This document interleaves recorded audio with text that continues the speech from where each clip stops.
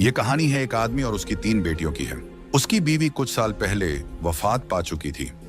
उसकी तीनों बेटियां बहुत खूबसूरत थीं, मगर सबसे छोटी बेटी अपनी बहनों में सबसे ज्यादा समझदार थी।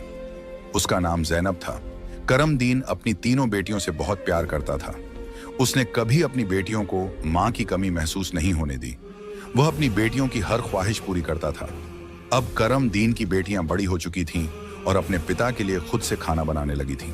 जब करमदीन काम के सिलसिले में बाहर जाता तो उसकी बेटियां उसके लिए खाना तैयार करके साथ दे देती। उसी गांव में एक बेवा औरत भी रहती थी जिसकी एक बेटी थी।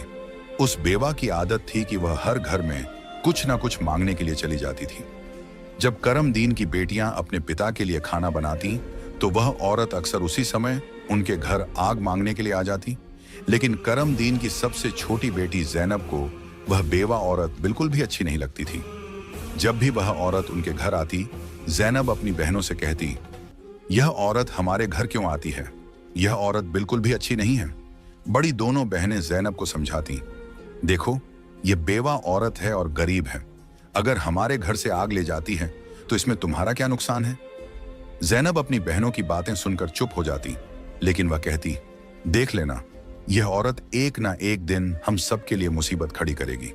यह सिलसिला यूं ही चलता रहा। वह औरत रोज उनके घर से आग लेने आती और मौका पाकर करमदीन के खाने में राख मिला देती। करमदीन ने जब अपने खाने में खराबी महसूस की तो उसने सोचा कि उसकी छोटी छोटी बेटियां खाना बनाती हैं, इसलिए उनसे कोई गलती हो जाती होगी। वह अपनी बेटियों से बहुत प्यार करता था और यह बात समझ नहीं पा रहा था कि उसकी बेटियां उसका खाना क्यों खराब कर रही हैं। फिर एक दिन करमदीन ने सोचा, आज मैं अपनी बेटियों पर नजर रखूंगा। आखिर मेरी बेटियां अचानक से मेरे खाने में क्या मिलाने लगी हैं? जब करमदीन की बेटियां खाना बनाने लगीं तो वह छुपकर उन्हें देखने लगा। उसकी बड़ी बेटी साफ पानी से चावल धो रही थी, छोटी बेटी सालन बना रही थी और सबसे छोटी बेटी ज़ैनब बर्तन साफ कर रही थी, जिन बर्तनों में खाना डाला जाना था। कुछ ही देर में खाना पककर तैयार हो गया। खाने में कोई खराबी नहीं थी। करमदीन परेशान था, लेकिन फिर अचानक उसने जो देखा उससे उसके पैरों तले जमीन खिसक गई। उसने देखा कि वही बेवा औरत उनके घर आग लेने आई है और उसकी छोटी बेटी ज़ैनब उससे बहस कर रही है। वहीं उसकी दूसरी बहनें ज़ैनब को समझा रही थीं, कोई बात नहीं ज़ैनब, ये बेवा औरत है, इसे आग लेने दो, बड़ी बहन ने कहा। लेकिन उस बेवा औरत ने आग लेने के बहाने नजरें बचाकर करमदीन के खाने में राख मिला दी और सारा खाना खराब कर दिया। यह देखकर करमदीन को बहुत गुस्सा आया। दूसरे दिन करमदीन ने उस बेवा औरत को अपने घर बुलाया और गुस्से में पूछा, तुम्हारी हिम्मत कैसे हुई मेरा खाना खराब करने की? वह औरत बड़ी नाटकीय अंदाज में करमदीन के पास आई और उसके सीने पर हाथ फेरते हुए कहने लगी, अरे, मैं तो यह देख रही थी कि तुम सच में अपनी बेटियों से प्यार करते हो या नहीं। खाना खराब होने पर तुम उन्हें डांटते हो या नहीं। लेकिन तुम तो बड़े अच्छे इंसान निकले, अपनी बेटियों से बहुत प्यार करने वाले। तुमने तो मेरी चोरी फौरन पकड़ ली। अब मुझे यकीन हो गया है कि तुम अपनी बेटियों से बहुत प्यार करते हो। आइंदा ऐसा कुछ नहीं होगा। करमदीन उसकी बातों और उसके नाटक पर यकीन करने लगा, क्योंकि वह बेवा औरत खूबसूरत थी। करमदीन उसके व्यवहार से प्रभावित होकर कुछ भी कहने की बजाय उसे अपनी पत्नी बनाने का फैसला कर बैठा। कुछ ही दिनों में उसने अपनी बेटियों की इजाजत के बिना उस बेवा औरत से शादी कर ली और उसे अपने घर ले आया। शादी के कुछ ही दिनों बाद वह बेवा औरत करमदीन की तीनों बेटियों से सख्त नफरत करने लगी। वह चाहती थी कि किसी भी तरह करमदीन की बेटियां इस घर से निकल जाएं। उसने उन्हें घर से निकालने के लिए तरह तरह के मंसूबे बनाने शुरू कर दिए। वह सोचती थी कि अगर बेटियां घर से चली जाएंगी तो वह और उसकी अपनी बेटी आराम से ऐश की जिंदगी जी सकेंगी। साथ ही करमदीन का पूरा ध्यान सिर्फ उसी और उसकी बेटी पर रहेगा। वह जानती थी कि करमदीन अपनी बेटियों से बहुत मोहब्बत करता है और उन्हें जरा भी दुखी नहीं देख सकता। उसकी अपनी बेटी हमेशा कीमती कपड़े पहनकर घूमती रहती थी, जिससे वह मॉडर्न लगती थी। लेकिन सौतेली मां ने करमदीन की तीनों बेटियों को घर का सारा काम करने पर मजबूर कर दिया। वह उन्हें ठीक से पेट भर खाना भी नहीं देती थी और धीरे धीरे उनकी दूसरी जरूरतें भी कम कर दी। तीनों बहनें हर समय दुखी रहने लगी। एक दिन 2 बड़ी बहनें रो रही थीं, तो ज़ैनब अपनी बड़ी बहनों के पास आई और कहने लगी, प्यारी बहनों, आओ हम तीनों कहीं बाहर चलें ताकि हमारा दिमाग फ्रेश हो जाए। फिर वह तीनों बहनें घर से निकल गईं और चलते चलते एक जंगल में जा पहुंची। वहां एक घने दरख्त के नीचे बैठकर वे रो रो कर अपनी मां को याद करने लगीं। इतने में उनके पास से एक अल्लाह वाले बुजुर्ग का गुजर हुआ। जैनब जमीन पर बैठी रो रही थी और कह रही थी, ऐ मेरे अल्लाह, हम मजलूम लड़कियां हैं और बहुत दुखी हैं। आप देख रहे हैं ना कि हमारी सौतेली माँ हम पर कितना जुल्म करती है। हम कितने दिनों से भूखे हैं। अल्लाह वाले बुजुर्ग पास ही खड़े होकर उनकी बातें सुन रहे थे। फिर वे जैनब से मुखातिब होकर बोले, बेटियों, तुम तीनों यहां इस दरख्त के नीचे रोज आती हो, तुम्हें क्या दुख है? तुम मुझे बता सकती हो? जैनब ने रोते हुए अल्लाह वाले बुजुर्ग को सारा वाकया सुना दिया। उनकी बात सुनकर बुजुर्ग को बहुत दुख हुआ। वे बोले, बेटी, यहां से थोड़ी दूरी पर मेरी झोंपड़ी है। मैं वहां रहता हूं और इबादत करता हूं। मेरी झोंपड़ी के बाहर एक अनार का दरख्त लगा है जिस पर पके हुए अनार लगे हुए हैं। तुम जाओ और उस दरख्त से जितने मर्जी अनार तोड़कर खा लो। यह सुनकर तीनों लड़कियां खुशी खुशी उस झोंपड़ी के पास पहुंची। उन्होंने देखा कि दरख्त पर बहुत ही खूबसूरत और रसीले अनार लगे हुए हैं। तीनों ने एक एक अनार तोड़ा और बैठकर मजे से खाने लगी। जब उनका पेट भर गया तो उन्होंने बुजुर्ग का शुक्रिया अदा किया और घर वापस आ गईं। इसके बाद जब उनकी सौतेली माँ उन्हें खाना नहीं देती तो वे रोज जंगल जाती और उन अनारों को खाकर अपना पेट भर लेती। धीरे धीरे उन्होंने अपनी माँ का दिया हुआ खाना बिल्कुल छोड़ दिया। अब उनकी सौतेली माँ सोचने लगी, मैं इन लड़कियों को खाने को कुछ नहीं देती, मैं इनसे इतना काम करवाती हूँ, उन्हें जलील करती हूँ, फिर भी इनके चेहरे पर एक अजीब सी चमक है। इनमें से कोई बीमार भी नहीं पड़ती, बल्कि इनकी खूबसूरती बढ़ती जा रही है। और मेरी बेटी, जिसे मैं इतना अच्छा खाना देती हूँ, वह उनके आगे बदसूरत लगती है। दूसरे दिन जब वह लड़कियां जंगल की तरफ गईं, तो सौतेली माँ ने अपनी बेटी को उनका पीछा करने के लिए भेज दिया। जब तीनों लड़कियां अनार तोड़कर खा रही थीं, तो जैनब ने अपनी सौतेली बहन को देख लिया। उसने बाकी बहनों से कहा, यह लड़की हमारा पीछा कर रही है, मैं इसे यहां से भगा देती हूं। फिर जैनब ने अपने हाथ में पकड़ा अनार छुपा लिया और बोली, अगर यह सब कुछ अपनी मां को बता देगी तो यह हमारे लिए परेशानी का कारण बन सकती है। लेकिन जैनब की दूसरी बहनें बोली, जैनब, तुम कैसी बातें कर रही हो? यह बेचारी बेकसूर है। जैनब की बड़ी बहनें बोली, हमारी सौतेली मां तंग करती हैं, यह तो हमें कुछ नहीं कहती। इसके बाद तीनों बहनों ने अपनी सौतेली बहन को पास बिठाया और उसे एक अनार पकड़ा दिया। लेकिन सौतेली बहन ने अनार नहीं खाया और जल्दी से अपनी मां के पास जाकर कहने लगी, मां, वे लड़कियां भूखी नहीं रहती, वे तो जंगल में एक दरख्त से अनार तोड़कर खा लेती हैं। उसी दरख्त के पास एक बुजुर्ग भी इबादत कर रहे थे और उन्होंने भी उन्हें रोकने की कोशिश नहीं की। यह सुनकर सौतेली मां को बहुत गुस्सा आया। वह सोचने लगी, मैं इन लड़कियों को अनार खाने से कैसे रोकूं? पूरा दिन वह गुस्से में ही रही। जब शाम को करमदीन काम से घर वापस आया तो उसने अपनी बीवी को परेशान देखा। वह बोला, तुम्हें क्या परेशानी है? क्यों इतनी उदास बैठी हो? वह कहने लगी, मेरे सिर में बहुत तेज दर्द है और यह किसी दवा से ठीक नहीं होगा। करमदीन ने पूछा, तो फिर कैसे ठीक होगा? वह तुरंत बोली, जंगल में एक अनार का दरख्त है जिस पर लाल लाल अनार लगे हैं। अगर तुम उस दरख्त को जड़ से कटवा दो और उसकी जड़ें उबालकर दवा बना लो और मेरे माथे पर लगाओ तो मेरा सिर दर्द ठीक हो सकता है। करमदीन ने कहा, बस इतनी सी बात। फिर उसने कुछ आदमियों को बुलाया और उन्हें पैसे देकर कहा, जंगल में एक अनार का दरख्त है, तुम लोग उसे जड़ से उखाड़ फेंको और उसकी जड़ें मुझे लाकर दो। कुछ ही घंटों में वे आदमी उस दरख्त को जड़ से उखाड़कर उसकी जड़ें करमदीन के पास ले आए। करमदीन ने जल्दी से आग जलाई और उन जड़ों से दवा बनाकर अपनी बीवी के माथे पर मलने लगा। थोड़ी ही देर में उसकी बीवी कहने लगी, अब मुझे आराम है। अगले दिन जब तीनों बहनें जंगल गईं तो उन्होंने देखा कि अनार का दरख्त किसी ने जड़ से उखाड़ दिया है। यह देखकर वे बहुत परेशान हो गईं और सोचने लगी, अब हम क्या खाएंगे? तभी वे तीनों लड़कियां वहीं बैठकर रोने लगीं। उनके रोने की आवाज सुनकर अल्लाह वाले बुजुर्ग अपनी झोंपड़ी से बाहर आए। वे समझ गए कि लड़कियां क्यों रो रही हैं। वे बोले, इसमें रोने की क्या बात है? अल्लाह तुम्हें इससे भी बेहतर कुछ देगा। फिर अल्लाह वाले बुजुर्ग ने अपनी उंगली से जमीन की तरफ इशारा किया और वहां पर एक छोटी सी नदी बन गई जिसमें पानी की जगह दूध बह रहा था। उन्होंने उन लड़कियों को एक मिट्टी का प्याला दिया और कहा, जहां से जितना मर्जी हो दूध पियो। लड़कियां बहुत खुश हुईं और मिट्टी के प्याले में दूध भरकर पीने लगीं। जब उनका पेट भर गया तो वे बुजुर्ग का शुक्रिया अदा करके घर वापस आ गईं। इसके बाद उनका रोज का यह मामूल हो गया कि वे तालाब के पास जाती और मिट्टी के प्याले में दूध भरकर पी लेती। उनकी सौतेली माँ उनकी सेहत देखकर हैरान थी। उसने अपनी बेटी को बुलाया और कहा, मैंने तो जंगल से अनार के दरख्त का नामो निशान मिटा दिया था, फिर भी इन लड़कियों की सेहत पर कोई असर नहीं पड़ा। मैं तो इन्हें पेट भर खाना भी नहीं देती। आखिर ये ऐसा क्या खा रही हैं जिससे इनकी सेहत इतनी अच्छी हो रही है? उसने अपनी बेटी से कहा, इनका पीछा करो और पता लगाओ कि ये क्या खाती हैं। लड़की फिर से अपनी बहनों का पीछा करते हुए जंगल में गई।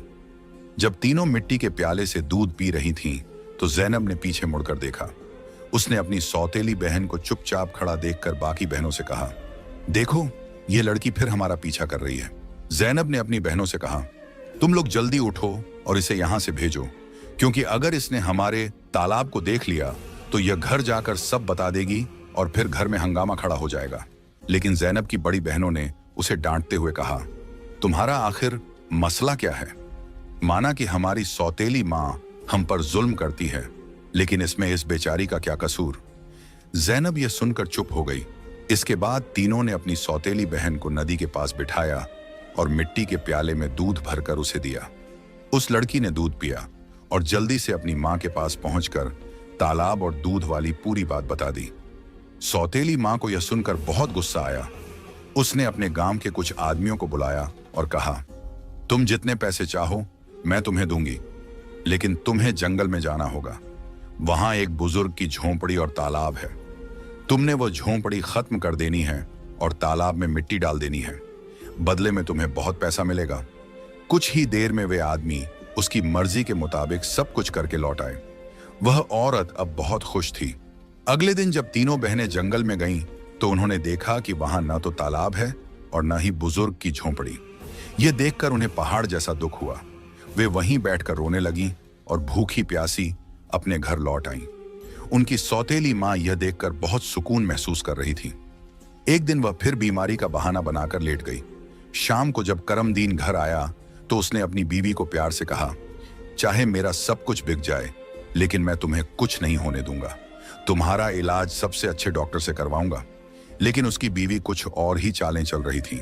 उसने कहा, आपको इतना कुछ करने की जरूरत नहीं है। मेरी जिंदगी बचाने के लिए बस एक छोटा सा काम करो। करमदीन बोला, जल्दी बताओ क्या करना है, मैं वही करूंगा। उसकी बीवी बोली, तुम अपनी तीनों बेटियों का खून निकालकर मेरे हाथों और पैरों की हथेलियों पर मल दो, तभी मैं ठीक हो सकती हूं। यह सुनकर करमदीन की आंखों में आंसू आ गए, क्योंकि वह अपनी बेटियों से बेहद मोहब्बत करता था।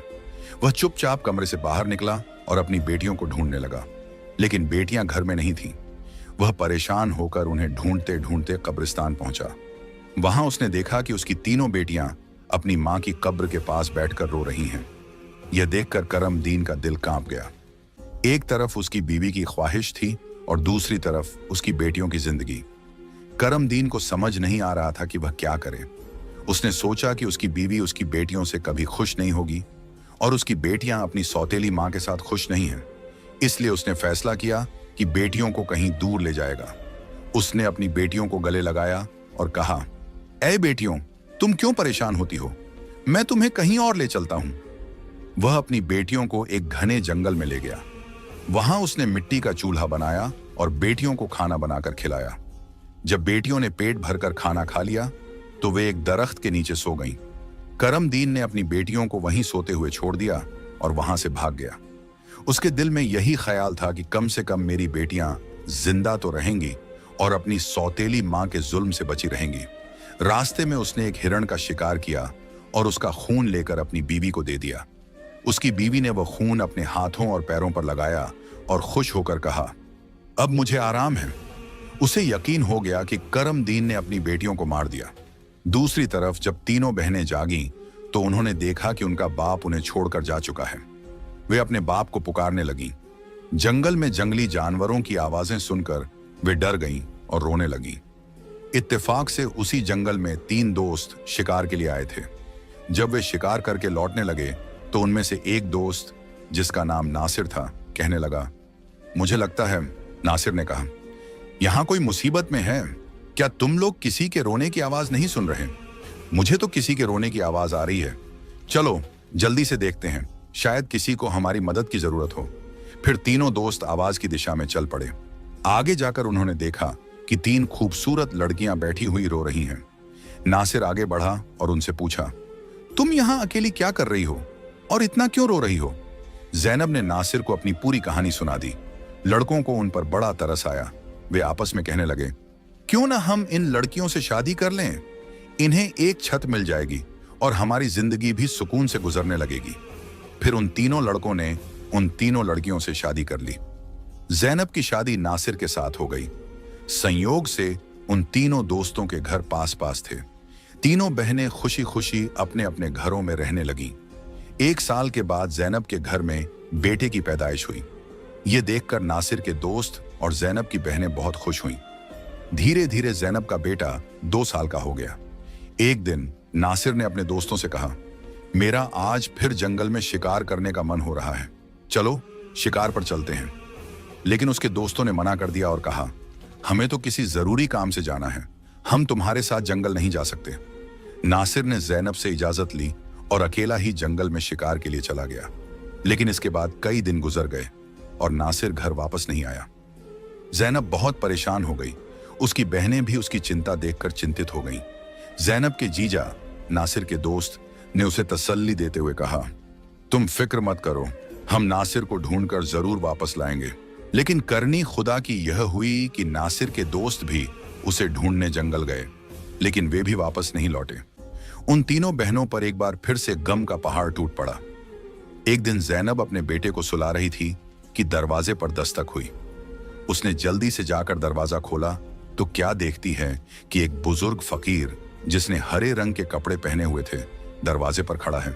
जैनब उसे देखकर बोली, बाबा, मेरा शौहर घर पर नहीं है, मैं आपको घर में आने की इजाजत नहीं दे सकती। जब मेरा शौहर आएगा तब आप आ जाना। उस पर फकीर बोला, बेटी, मुझे बहुत भूख लगी है, किसी भूखे को खाना खिलाने में क्या हर्ज है। जैनब ने मजबूरी में उस फकीर को घर में बुला लिया और उसके लिए खाना बनाने लगी। लेकिन वह जादूगर फकीर बुरी नजरों से जैनब को देखता रहा। फिर वह जादूगर उठकर जैनब के करीब आया और बोला, सुनो लड़की, तुम मुझे बहुत अच्छी लगती हो, अपने बेटे को छोड़ दो और मुझसे शादी कर लो। जैनब डर के मारे कांपने लगी और बोली, बाबा, आप कैसी बातें कर रहे हैं? मैं शादीशुदा हूं और एक बच्चे की मां हूं, आपकी हिम्मत कैसे हुई ऐसा कहने की? यह सुनकर जादूगर फकीर को गुस्सा आ गया। उसने अपने जादू से जैनब को कुतिया बना दिया और उसके गले में रस्सी डालकर खींचते हुए ले जाने लगा। इधर जैनब का बेटा जोर जोर से रो रहा था। जैनब की बहनों ने जब उसके बेटे के रोने की आवाज सुनी तो वे भागती हुई उसके घर आईं। उन्होंने जल्दी से जैनब के बेटे को गले लगाया और अपनी बहन को घर में ढूंढने लगी। लेकिन उन्हें जैनब कहीं नजर नहीं आई। उनकी सौतेली मां के बाद अब जैनब भी गायब हो चुकी थी। वक्त इसी तरह गुजरता रहा। अब जैनब को गुम हुए भी 14 साल का लंबा वक्त गुजर चुका था। इस दौरान जैनब का बेटा जवान हो चुका था। उसे उसकी दोनों खालाओं ने मिलकर पाला था। एक दिन जैनब की खालाओं ने उसे उसकी मां के बारे में सारी सच्चाई बताई। यह सुनकर वह बहुत परेशान हो गया और बोला, खाला, आज मैं अपने माँ बाप को जरूर ढूंढने जाऊंगा। उसकी खालाओं ने उसे समझाते हुए कहा, बेटा, जो होना था वह हो चुका, जिन्हें जाना था वे चले गए। अब हम तुम्हें नहीं खोना चाहती। हमारे शौहर भी जंगल गए थे और वे भी कभी वापस नहीं आए। अगर तुम भी चले गए तो हम किसके सहारे जीएंगी? लेकिन लड़के ने कहा, खाला, आप फिक्र मत कीजिए, मैं अपने बाप और बाकी सबको ढूंढकर वापस जरूर लाऊंगा। फिर वह लड़का जंगल की तरफ निकल पड़ा। कई दिनों तक जंगल में इधर उधर भटकता रहा, लेकिन उसे कुछ समझ नहीं आया कि वह अपने माँ बाप को कहाँ ढूंढे। इसी तरह तलाश करते करते वह एक ऐसे इलाके में पहुंचा जो पूरी तरह पत्थरों का इलाका था। वहां उसने पत्थर की इमारतें देखीं और एक खूबसूरत छोटा सा पत्थर का घर देखा। वह गौर से उस घर को देख रहा था कि तभी उस घर से एक बुजुर्ग बाहर आए और बोले, बेटा, तुम यहां नए लगते हो, तुम्हें इस खतरनाक इलाके में आने की क्या जरूरत थी? लड़के ने जवाब दिया, बाबा जी, मैं अपने माँ बाप और ताया जी को ढूंढने के लिए यहां आया हूं। मेरी माँ को एक जादूगर ने कुतिया बनाकर अपने साथ ले गया था। अल्लाह वाले बुजुर्ग बोले, बेटा, यह इलाका एक बहुत बड़े जादूगर का है। वह बहुत ताकतवर है। जो भी उससे पंगा लेता है या उसे बेइज्जत करता है, वह उसे पत्थर का बना देता है। ये जो तुम अपने इर्द गिर्द पत्थर देख रहे हो, ये भी कभी इंसान थे। जादूगर ने इन्हें पत्थर बना दिया। कुछ साल पहले यहाँ एक नौजवान आया था। उसके बाद उसके पीछे 2 और नौजवान आए। जादूगर ने उन्हें पेड़ और पत्थर में बदल दिया और उसने एक नेक पाकीज़ा लड़की को भी 12 साल से कैद करके रखा है। वह जादूगर उस लड़की से शादी करना चाहता है, लेकिन वह लड़की किसी भी तरह मान नहीं रही। बुजुर्ग की बातें सुनकर लड़का सोचने लगा, यकीनन यह लड़की मेरी माँ है और ये लोग मेरे ही परिवार के लोग हैं। आखिरकार मैंने अपनों को ढूंढ ही लिया।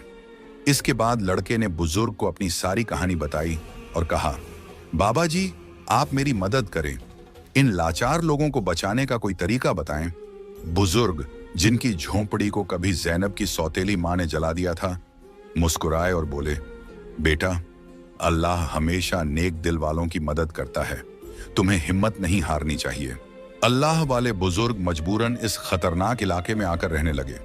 उन्होंने लड़के से वादा किया, मैं तुम्हारा साथ जरूर दूंगा।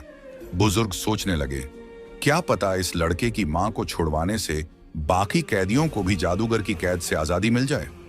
बुजुर्ग ने बाकी गांव वालों को बताया, यह मेरा पोता है जो दूसरे गांव से मुझसे मिलने आया है। जब जादूगर को शक हुआ कि गांव में कोई नया लड़का आया है, तो वह तुरंत अल्लाह वाले बुजुर्ग के पास पहुंचा और पूछने लगा, यह कौन है? बुजुर्ग ने जवाब दिया, यह मेरा पोता है। इस तरह जादूगर और लड़के की मुलाकात हुई। लड़का अपनी पहचान छुपाकर जादूगर से मिलने लगा। जादूगर ने लड़के को देखकर कहा, तुम बहुत समझदार लगते हो और अपने दादा की तरह नेक और मासूम हो। कल तुम मेरा एक काम करोगे। मैं तुम्हें एक इमारत में भेजूंगा जहां एक लड़की को मेरा पैगाम देना है। मैं उससे शादी करना चाहता हूं। लड़का समझ गया कि वह अपनी मां से मिलने जा रहा है। वह बहुत खुश हुआ और सोचने लगा कि वह अपनी मां के लिए फूल ले जाएगा। उसने योजना बनाई कि वक्त आने पर वह अपनी मां को पहचानने के लिए अपनी पहचान जाहिर करेगा। ज़ैनब की शादी के वक्त नासिर ने उसे एक अंगूठी दी थी जिस पर उसका नाम लिखा हुआ था। बाद में ज़ैनब ने वह अंगूठी अपने बेटे को पहना दी थी। सालों बाद वह अंगूठी बढ़ाकर दोबारा बनाई गई और लड़के ने अब भी वही अंगूठी पहनी हुई थी।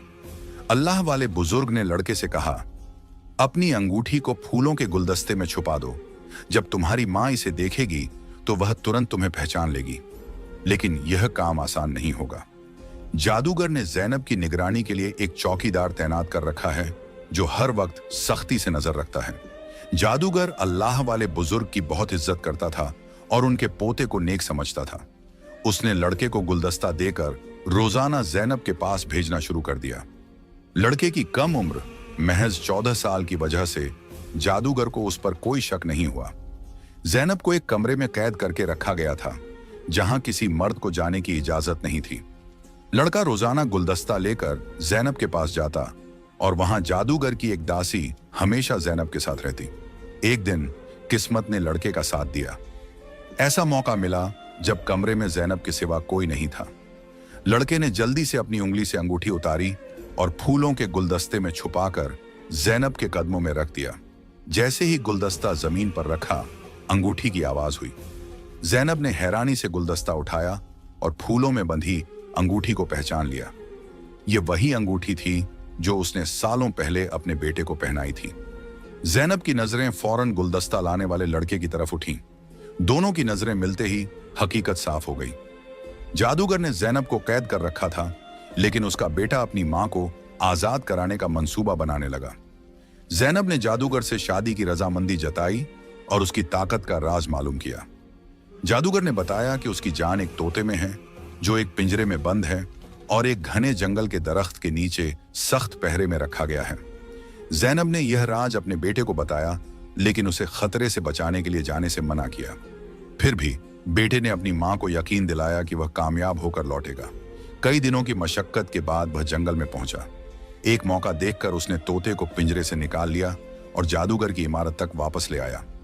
जादूगर उसे देखकर तोते की वापसी की भीख मांगने लगा। लड़के ने चालाकी से जादूगर से सभी कैदियों को आजाद करवाया। इसके बाद उसने तोते के पंख खींचे, जिससे जादूगर की ताकत खत्म हो गई। अंत में उसने तोते की गर्दन मरोड़ दी, जिससे जादूगर मर गया। लड़के ने अपनी मां ज़ैनब, पिता नासिर और बाकी सभी कैदियों को आजाद कराया। फिर वह सब अल्लाह वाले बुजुर्ग के पास पहुंचे। सब ने बुजुर्ग का शुक्रिया अदा किया और अपने घर लौट आए। जैनब की बहनें अपने शौहर से मिलकर बहुत खुश हुईं, जो जादूगर की कैद में सालों तक रहे थे। उनके पिता, जो अपनी बेटियों को खोने के गम में डूबे थे, उन्हें सही सलामत देखकर खुशी से रोने लगे। उन्होंने बेटियों से माफी मांगी और बताया कि उनकी बीवी की साजिशों की वजह से यह सब हुआ। बेटियों ने अपने पिता